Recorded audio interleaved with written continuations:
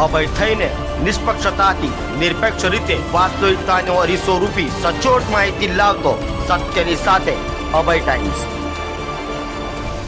Share માર્કેટમાં રોકાણથી સારું વળતર મળશે તેવી લોભાવણી વાતો કરી રજીસ્ટ્રેશન કરાવી શેર તથા આઈપીઓમાં રોકાણ કરવા માટે અલગ અલગ બેંક એકાઉન્ટમાંથી લાખો ટ્રાન્સફર કરાવી ઠગાઈ આચરવાના ગુનામાં પોલીસે એક આરોપીની ધરપકડ કરી છે।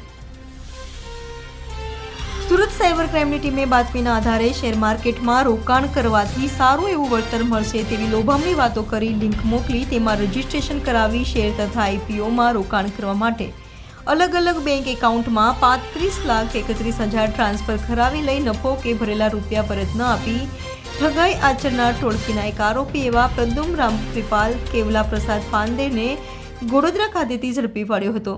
તો પ્રદ્યુમ સમકૃપાલ કેવલા પ્રસાદ પાંડેએ ઠગ પ્રતિક પ્રફુલ્લ ગોર્ધન વસાવાને પોતાનો એકાઉન્ટ 30,000 રૂપિયાના કમિશન પર આપ્યો હતો।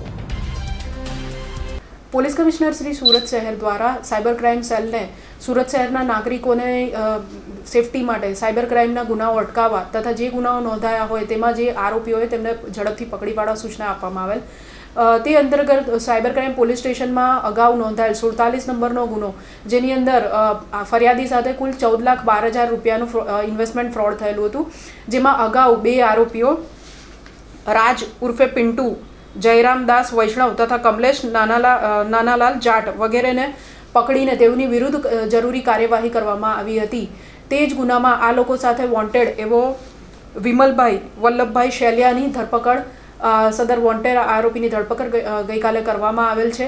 સદર આરોપીની આ ગુનામાં ભૂમિકા એ રીતની છે કે મૂળ જે ફરિયાદી છે તેની પાસે જે ખાતામાં ઇન્વેસ્ટમેન્ટ કરાવવામાં આવ્યું હતું એમાં જે એકાઉન્ટ વપરાયું જેમાં રાજ અને અગાઉનો આરોપીએ કમિશન પેટે એકાઉન્ટ ભાડે લીધું હતું તેમાં આરોપીએ પણ એ જ રીતના કમિશન લઈને લગભગ 70,000 રૂપિયા જેટલું કમિશન લઈને આગળ આ એકાઉન્ટ ભાડે આપેલું છે। સદર આરોપીને હાલ પૂછપરછ ચાલુ છે।